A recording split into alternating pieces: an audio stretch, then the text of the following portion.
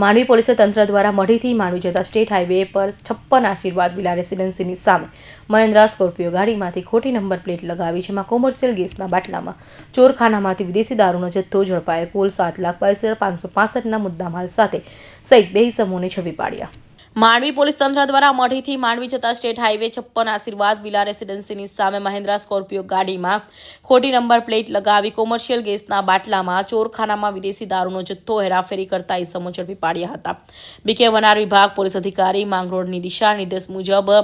માંડવીના પીઆઈસીબી ચૌહાણને માંડવી પોલીસ તંત્રની ટીમ બનાવી સઘન તપાસ કરતા તારીખ 12/1/2024ના રોજ મઢીથી માંડવી તરફ જતા સ્ટેટ હાઈવે નંબર 56 ઉપર